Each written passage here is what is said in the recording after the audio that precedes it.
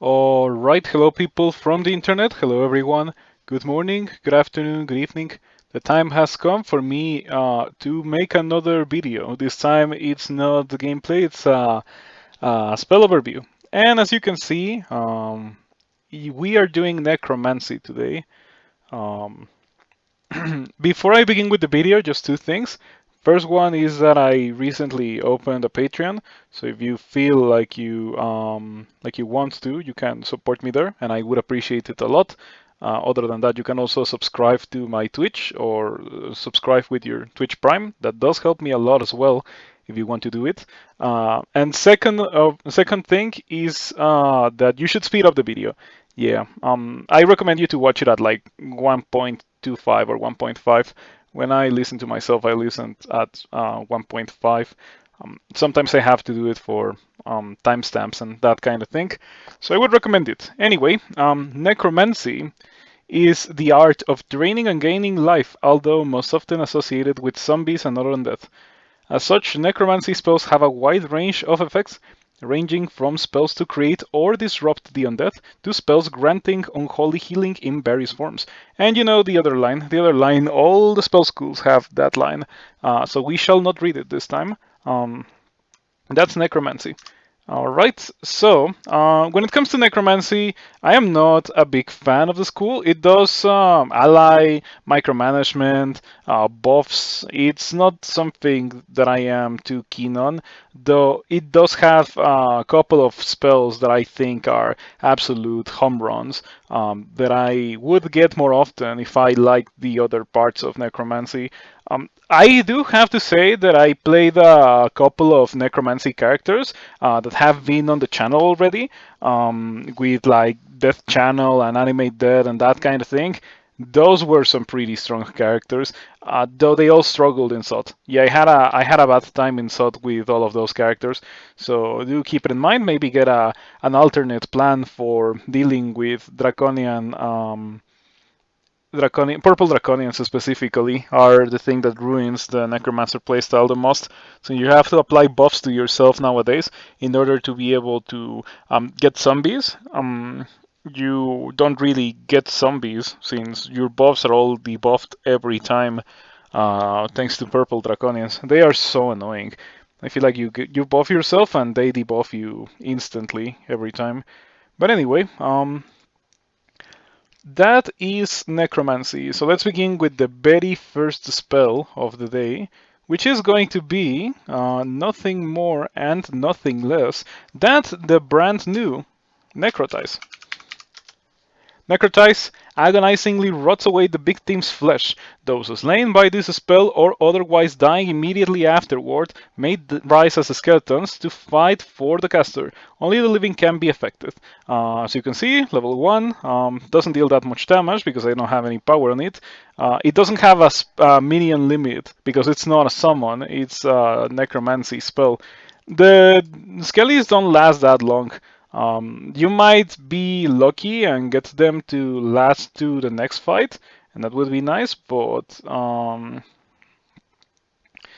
yeah, it's probably not gonna happen. Though anyway, this is an incredible buff to the Necromancer start. Before this, they used to start with Pain, which dealt self damage, and Animate Skeleton, which, well, this has that bundled. So it's Pain plus Animate Skeleton plus no self damage. This is a really, really good level 1 spell. Despite the fact that it checks willpower, it's very strong regardless. I have no issues using this in my recent Necromancer playthroughs. Yeah, no complaints about this spell. It's a level 1 spell. It does what it's supposed to do really well. It is a gargantuan upgrade over the old Pain spell. Old Pain spell was absolute trash. I'm glad that it is gone for good. It was easily the worst level 1 spell. I think that even back when Corona was a thing that existed in the game, it was still the worst level 1 spell. The fact that it pinged you, or that it dealt 1 damage on cast, made it so unusable on so many species. This doesn't do that, therefore this is really, really good. Big fan of Necrotize. Okay, next on our list we have Sublimation of Blood. Sublimation of Blood. Sublimation of Blood converts some of the caster's blood into magical energy. The process is painful but never directly lethal. The efficiency of the conversion increases with the spell's power. As you can see, level 2. This spell is interesting. Sometimes you use it and you just gain back 1 or 2 mana, considering the cost of the spell. And sometimes it like actually deals a lot of damage and it gives you a sizable amount of HP back. This is a very interesting spell, very high risk, high reward. Um, though if you have a lot of regen or somehow you're healing a lot, say you are a Meteoran, this could be very useful. I have no real experience using this. I used it more when it was Sublimation of Flesh, where you could just turn chunks into mana. Back when chunks existed in the game, back when food existed in the game, way back in the day. Fortunately, those things no longer exist in Crawl. Um, so yeah, you just have to deal self-damage with Sublimation of Blood. But it is fine. It is not a bad spell at all, though it can be pretty underwhelming sometimes. This is probably a spell best used for regaining your resources while your undead minions or summons or other things cover for you so you don't risk yourself dying as a result of taking damage while you're bleeding yourself out as well. Very unique spell in that regard, but a very interesting one, and a spell that definitely doesn't go against the design philosophy of Crawl, so you can be sure that this one will stay around for a while, despite how weird it sounds or how weird it seems of an idea. Potentially giving you like unlimited mana, but not really, because you're still bound by your HP, and then lowering your HP on its own, it's actually like a really dangerous thing. So yeah, interesting spell. One of the most interesting spells in the entirety of the game, Sublimation of Blood. Next on the list we have Vamp Drain. Vampiric Draining steals the life of an adjacent living creature and grants it to the caster. This spell does exactly what it says on the label. It is only melee ranged. It deals okay damage, actually. It's not the best damage, but it's also not the worst damage. It doesn't check any kind of defense, which is really, really good. And it heals you a bit. So, yeah. It doesn't heal you all of the damage that Vamp Drain deals, I'm pretty sure. Because I've gotten some pretty pitiful heals out of Vamp Drain. I think it only heals you for a percentage. For a percentage of the damage that it dealt, but it still heals you a bit, which is nice. Definitely can help a less tanky character be able to succeed at the game. At least at the early parts of the game, Vamp Drain can offer you the extra tankiness that you would need to be able to out damage and kill some nasty early game monsters like probably gnolls, maybe even Orc warriors, but probably not. Anyway, Vamp Drain is really nice. It is a very powerful spell. Some people don't like it for some reason. I would say that I like Vamp Drain quite a bit. If I do not have a way to hit monsters for like ignoring their evasion and their shield and their armor class, and I stumble upon Vamp Drain, I would be very happy to grab it. Though I would probably not grab it if I already had something like Stone Arrow. I just really like Stone Arrow and how simple it is. You just press the button and things die. With Vamp Drain, it's also similar. You also press the button and things die, but you need to be next to the things for them to die. So yeah, Vamp Drain is cool. Next on our list, we have Animate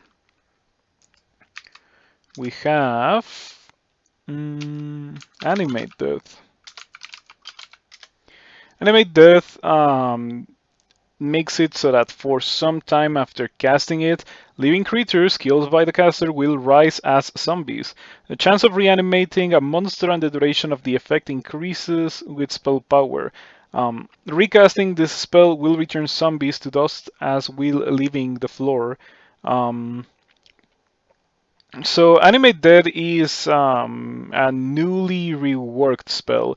Used to be that you cast it and all of the corpses in the floor were turned into zombies that were not permanent. So, funnily enough, by the time you got to your next fight after casting Animate Death, you sometimes just didn't have zombies, so it didn't do anything. The way that it works now is that fights are very snowbally because of Animate Death. You have the status effect on, and you kill something, and then you get a zombie, and that zombie makes it easier for you to kill other things and acquire more zombies, right? That's how Animate Death works nowadays. Also, the zombies are permanent, so if you happen to get 15 zombies in a very massive fight, they will stay with you for the rest of the level, which is a pretty cool thing. Mm, Now, the zombies will all go away when you recast the spell. So, yeah, recasting the spell will return zombies to those as we're leaving the floor. So the way that it works is that you are incentivized to dismiss your current zombies for the hopes and like the chance of getting more zombies, which is pretty interesting design as well. These are brand new designs, Necrotize and Animate Dead, and I like them a lot. I like how they play with things that are not necessarily like in combat, but they're also not really annoying. Like you have to gauge the cost of sacrificing your zombies compared to the reward, the potential reward of getting more zombies or higher quality zombies too. Getting either zombies, getting fast zombies such as wyverns, hornets, that kind of thing can be really, really good. I like this spell, though it is unfortunately a spell that places a bunch of allies. It kind of interferes with launchers and with stone arrow like spells, which I also like a lot. Those playstyles are unfortunately, I feel like they are mutually exclusive, or at the very least, you could use stone arrow to kind of kickstart the zombifying of everyone. But yeah.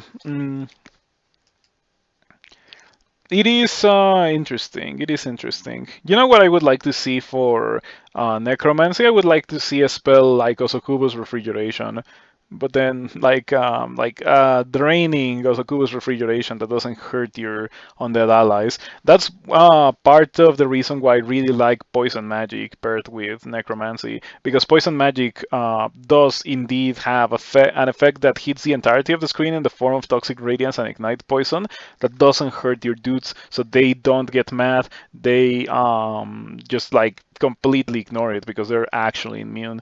So yeah. And Animate Death has a quote of Frankenstein by Mary Shelley. Pretty cool book. If you have never read it, I would recommend it. It is very unlike what you would expect if your only exposure to Frankenstein and Frankenstein's monster has been from popular culture. So yeah, I would recommend you to read it. Anyway, next on our list we have Corpse Rot.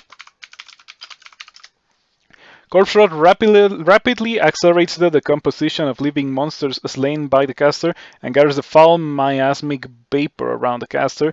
The clouds eat away at the life force of any creature they envelop. This creates clouds of miasma surrounding you whenever you kill things.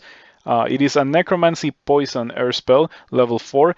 It was recently reworked as part of the Necromancy rework as well. I unfortunately haven't had a chance to try this specific version of the spell after the Necromancy rework, but it does sound interesting. I think Corpse Rot replaces zombies, so this is definitely like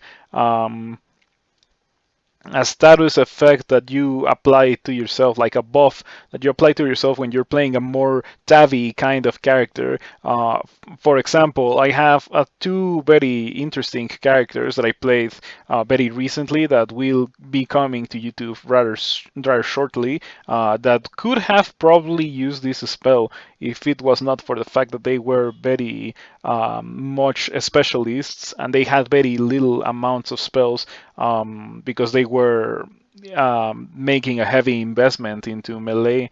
But yeah, you shall see those characters. Those were some pretty interesting, pretty cool warrior mage kind of characters that didn't start with a warrior mage background because warrior mage background sucks. But that's not what the video is about. It is about necromancy and corpse rot. I would say that it is more interesting and definitely way better and way more usable than the old version that required you to use a corpse to use corpse rot, and then the clouds of miasma came from the corpses and stood and stayed on the tiles where the corpses were. It was not a really good spell at all. It was a spell that I was pretty much allergic to. I never really used it because it always seemed so underwhelming.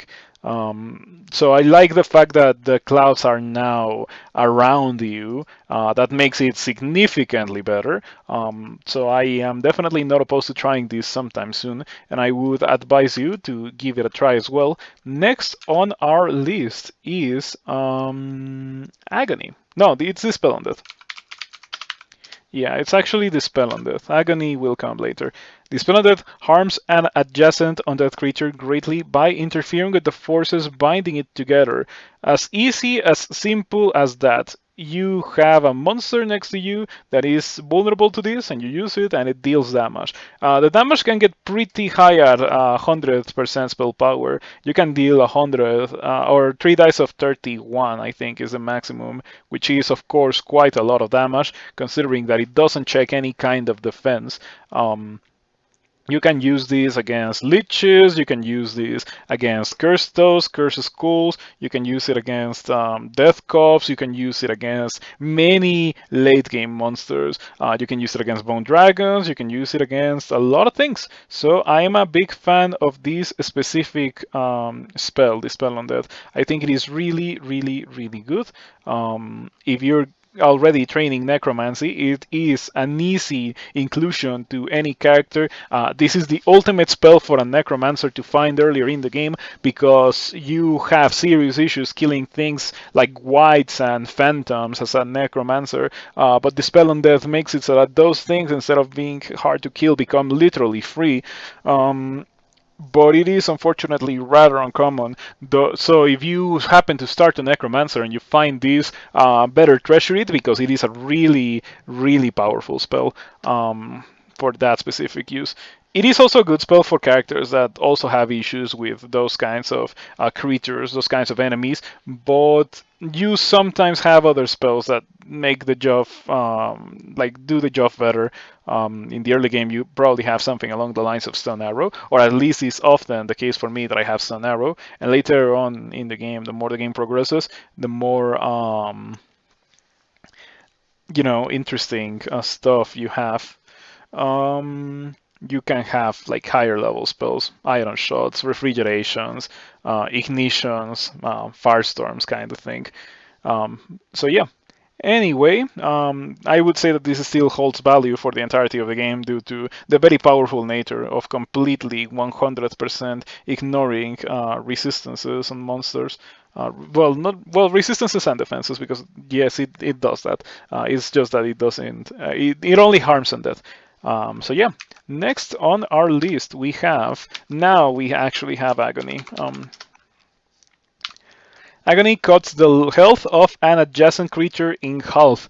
This damage is never directly lethal. Level 5, Necromancy, of course. There's a lot of people that very heavily underestimate the power of Agony. Agony gives you a degree of certainty very rarely seen.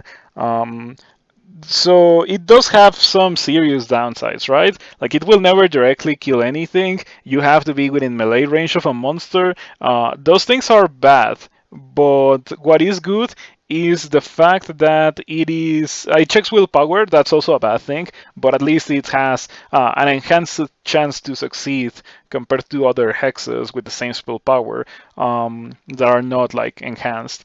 Agony is really nice for killing things like Hydras as long as you can tank them or other similar monsters that may have a lot of HP. You can even use this the more the game goes on higher level monsters, as long as you can bypass their willpower. This can be very useful for killing things that have massive amounts of HP, like some mid or late game uniques, or maybe even juggernauts. Though I think juggernauts have a lot of willpower, so you would probably have to use like a scroll of vulnerability for those.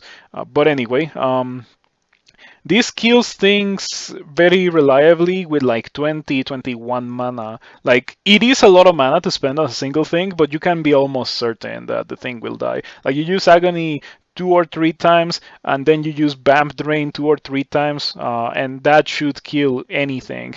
And it doesn't check any kind of defense or resistance. Well, it does check resistance to negative and willpower, sorry. So it does check those resistances, but it doesn't check defenses. Really good way to kill monsters with shields, or heavily armored monsters, or highly evasive monsters, or all of the above. But do not try to use it against monsters that have willpower, high amounts of willpower, or resistance to negative, unless you happen to have a scroll vulnerability. I like it. I don't think it's bad. I really don't think it's bad, and I think it's heavily underrated by the community. So you should give it a try if what this spell does sounds appealing. Next on our list, we have. Is there another level 5 dual school? Let's take a look. Oh, yeah, there is. There is another level 5. It's Zombie Hands. Borngeor's Bile Clutch, better known as Zombie Hands. If you have watched my videos, you will know that I refer to this spell as Zombie Hands because it is Zombie Hands. Calls forth hands from corpses interred beneath the dungeon floor long ago. Enemies caught in the area will be held in place and constricted until they break free. This spell is so powerful. It is pretty much the only beam spell. No, it's not really, but it's one of the few beam spells that still exist in the game. There's a still lightning bolt and shock if you want to use other beam spells. It's really, really good. It doesn't hurt allies. It hurts multiple monsters. The damage is massive. It holds the monsters in place so you can walk away. It holds the monsters in place so they cannot dodge. So you can easily combo this with a very powerful single target conjuration that often misses, such as Iron Shot, Crystal Spear, or Stone Arrow. Or Starburst as well. Starburst is not quite single target, but it still works very well combined with Zombie Hands. And just destroy a bunch of monsters like that. It is incredibly strong. It is one of the strongest spells in the game. You can easily win the game with this, and like Irradiate and Toxic Radiance and Ignite Poison, maybe even Refrigeration, though that's a bit more expensive. The level 5s and the level 6s in the game are all very, very powerful. The correct combination of those will make it so that pretty much any competent spellcaster character will be able to win the game. So I am a very big fan of these and its counterparts in other schools. If you have never given Zombie Hands a try, I cannot recommend it enough. It is a ridiculously powerful spell. It is a ridiculously good spell. It has all of my praise. If Necromancy had more interesting effects that were not like ally based, I would use this more often, but I still use it every now and then. I don't use it always, but I do use it a fair amount, and I would say that it is a really, really good spell. Nothing but the highest of praise for Zombie Hands. All right. Next on our list, we have Death Channel.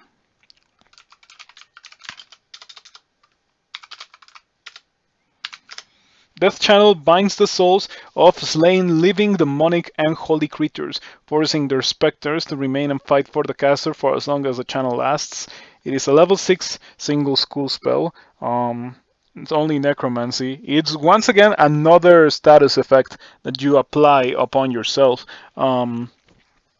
Death Channel makes it so that you gain a bunch of dudes while you're fighting, and the dudes just go away when the status effect wears off. It is pretty much a buff, a combat buff in a similar way that Wereblood is a combat buff, that Osokubu's Armor is a combat buff.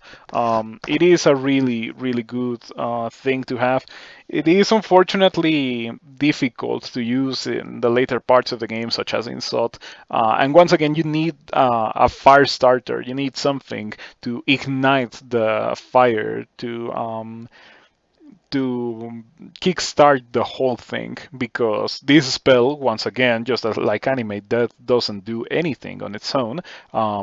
So you need to start with something along the lines of Irradiate or Zombie Hands or Agony, Vamp Drain, to kill one thing, and then that one thing will turn into 2 allies, or maybe even 3 or 4 if you're worshipping Kiku and you have your Animate Dead and your Death Channel, and then those 4 allies can probably kill the rest of the things, and so it starts the snowball. As you can see, the Necromancer fights are incredibly snowbally in nature. They are intended to be that way. You start with nothing, and then the more it goes on, the more you get until the fight becomes very, very easy to win. Rinse and repeat. Of course, the more the game progresses, the more noticeable this is. This is not really a thing that you have access to in the first couple of levels, but once you get Animate Death, once you get Death Channel, once you get your Ignition, or not your Ignition, your Infestation, sorry, you really notice this kind of thing more. Same goes for Simulacrum, actually. Yeah, those spells that create a bunch of derived allies from the monster that you kill are all snowbally by nature. I think it's strong. It is really, really good. It's a really good school overall if you like having allies. If you don't like having allies, it's not that good, but it is still pretty okay. So I would recommend you to give it a try in your next Necromancer if you have never used this. It's a good spell. It's also been recently reworked a bit, but only a teeny tiny bit. It was just made so that you cannot continuously cast it. I think the duration should have been extended to go alongside the not being able to continuously cast that thing, but it wasn't. So I would say that it needs a slight buff. Other than that, it's still a pretty good spell. Next on the list, we have Simulacrum. Simulacrum grips a creature's soul in chains of ice. When it dies, its corpse freezes and splits, transforming into icy replicas which serve the caster. Simulacra cannot leave the level they were created on. The number created depends on spell power. This affects a single monster, and when you kill it, it gives you a bunch of simulacra. So once again, very snowbally kind of spell. This is a nice necromancy spell, level 6 to old school. This, in my opinion, is good. It's also a spell that I haven't tried, but I haven't tried it for one very important reason. It's a level 6 dual school involving ice spell. For that amount of experience, you can get refrigeration, and I feel like I stumble upon refrigeration a lot more than I stumble upon this one. So there's like a good enough reason to just not go for it. I feel like refrigeration's power level is much higher than this. This is kind of crippled by the fact that it is an ice magic school. You know how it is with ice magic. It's really, really good. Funnily enough, I started the series with ice magic, and with Ice Magic, I obviously covered Simulacrum as well. I don't remember if I talked about the old version, but I probably did talk about the old version if it was reworked with the Necromancy rework. But it probably wasn't reworked. I don't know, since I don't really use this spell. but it sounds potentially powerful. Um, Once again, it might be interesting to give it a try, and I also might give it a try sometime soon. This definitely works quite well with refrigeration. It's not like they're mutually exclusive, as I've been saying pretty much. You can definitely use them together, and be able to refrigerate while you hide behind your undeaths that are completely immune to cold damage. That sounds pretty good to me. I should give it a try one day. Um, but anyway, next on our list we have we have Haunt. Haunt calls wraiths and ghosts to haunt the caster's target. They will only attack the creature they are haunting and will dissipate quickly once their target dies. The number of specters summoned increases with spell power. Well, a couple of weeks ago I uploaded the spell overview for summonings, and this was one of the spells that I gave the highest praise to. If you have not seen that video, I recommend you to check it out as well. So yeah, all that I have to say about Haunt is that you should seriously consider it as a heavy hitter kind of spell. It is a very strange spell because it is a summoning spell, but it works much more like an airstrike kind of spell, or like poisonous vapors, much more than a summon, because you point at a monster and then the monster is pretty much gonna die, and then your mana will be gone, right? So it is really different from other summons, which are kind of like you summon one dude and then the dude stays around and kills a bunch of stuff, but it's only one dude and it might die or it might need more support from other summons. Haunt is not like that. Haunt is pretty much entirely independent. It has the raw firepower to kill whatever you point it at. It kills orbs of fire, it kills liches, it kills demons, it kills angels, it kills everything. And it also creates a very large amount of summons. It can create like 6 or so. So 1 or 2 casts, as you can see, it has a cap of 8, but you can use it to block the path of a monster towards you, and so you can run away like that with Haunt. Really strong spell. Definitely has my seal of approval. If you have never used it, give it a try. This one I have used, and I have been pleased with it every time that I've used it, pretty much. The only times where I have not been pleased by Haunt, or it's not really Haunt's fault, it's just because the character was weak, and Haunt was the only good thing that it was doing. And Haunt is pretty good, but it probably needs like another thing to help it carry. Like a spell that hits the entirety of the screen is a good spell that can support Haunt. Anyway, next on our list we have Borg's Revivification. We have Borgnjor's Revivification. Instantly heals any and all wounds suffered by the caster, but also permanently damages their health to a degree dependent on and inversely related to power. It is powerful enough to cancel the effects of Death's Door, although doing so will briefly paralyze the caster. It has no effect on the undead. This spell is really strong. It's a very powerful effect. And just because it is so insanely powerful, it is also costly to use. Permanently damages their health means that your maximum HP will be permanently reduced for the rest of the game every time you cast this. By extension, you don't want to spam this. You want to cast it only when it's actually the only good thing to do. It's not the kind of spell that, oh yeah, like I'm just gonna get into a fight and I'm gonna cast Revivification 5 times to win the fight.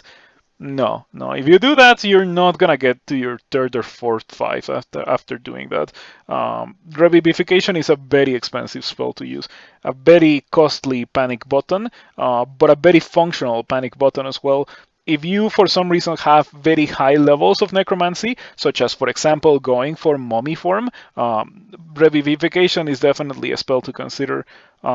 Same goes for Death's Door. If you have Death's Door, you should also consider getting Revivification, since they pair well together. Once you come out of the Death's Door, you can immediately heal yourself to full HP, and since both of them are very strong panic buttons, Yeah, they definitely work relatively well together. Though don't use it while you're still affected by Death's Door, unless you feel like you're gonna die the turn that you come out of Death's Door, because as you can see, it will briefly paralyze the caster, which might end up killing you as well. Um, so yeah, very spicy, fancy, and pretty much unique spell design. I like it. Very cool indeed. Next on our list we have Infestation. Infestation calls forth a plague of scarabs, infesting affected creatures for a duration depending on power and causing dead scarabs to grow and burst from them upon death. Dead scarabs are a really powerful ally to have. They're really fast. They have a melee attack that slows. I think they also drain. They drain and they slow, and it's just like the pinnacle of snowbally. So the things that you were doing earlier with animate death, you can do with infestation, and it's probably gonna be way better. A pretty cool thing about infestation is that you can use it on pretty much worthless enemies, such as kobolds and bats, for example, and they will turn into something really strong as the Death Scarab. Of course, I'm exaggerating a bit by mentioning kobolds and bats, but you can probably think of an enemy that's like not gonna be a particularly useful zombie that could be a pretty useful Death Scarab in comparison. A good example of that is, for example, in Deaths, uh, troll bands. Troll bands are gonna be slow, so they're gonna fall behind you unless you set your walking speed to your slowest ally. Well, that's really annoying. Death Scarabs will always stick with you, and they're not as tanky as the trolls, but they have a lot of attacks. They slow monsters. They're really powerful things to have. The Death Scarabs from Infestation. Once again, this is also one of those spells that are very snowbally. This is the last of them that are snowbally, where like you cast a spell and it doesn't do anything, but it eventually does a lot. I have to say that between something like this and something like refrigeration or ignition, I would take the ones that directly deal damage more often than the one that gives me allies. Well, that's just my personal playstyle. I prefer to directly kill things instead of jumping through 17 hoops to then kill things. Um, so yeah, that's Infestation. I hope that you give it a try sometime soon and tell me what you think about this specific spell. Next on our list, we have. Mm, we have. That's store. No, that's not true. We have Mummy Form. Mummy Form transforms the caster into a mummy, a powerful skeletal figure. I guess so. The caster becomes stronger willed, more resistant to cold, and completely immune to poison, miasma, negative energy, and torment for the duration of the spell.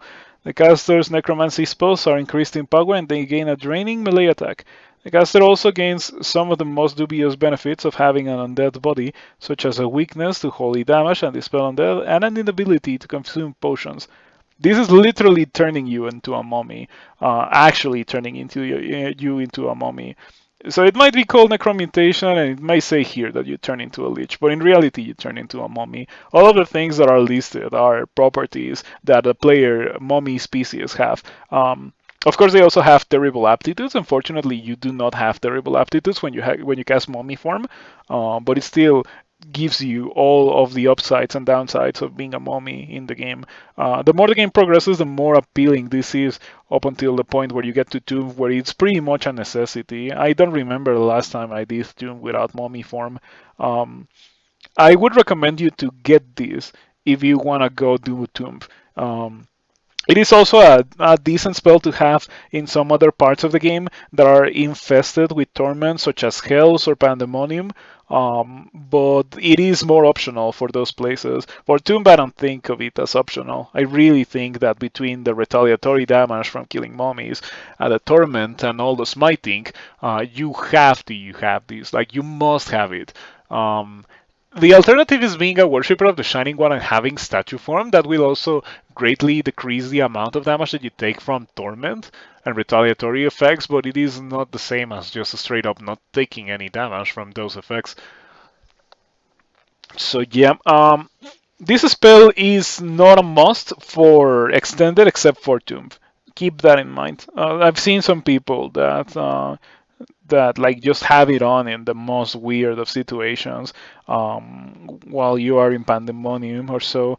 Do keep in mind this vulnerability to Dispel Undead. The holy damage vulnerability is also bad, but Dispel Undead is a very nasty tool in the hands of a monster because just as your Dispel Undead ignores the defenses and resistances of the monster, the enemy Dispel Undead also does that to you, and the enemy Dispel Undead is not melee ranged. So Tsitsimime, Ustabi are some of the most infamous users of Dispel Undead in the entirety of the game.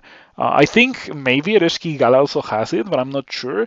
Glork's Block has it. So yeah, don't use this against Glork's Block. It's gonna get you killed.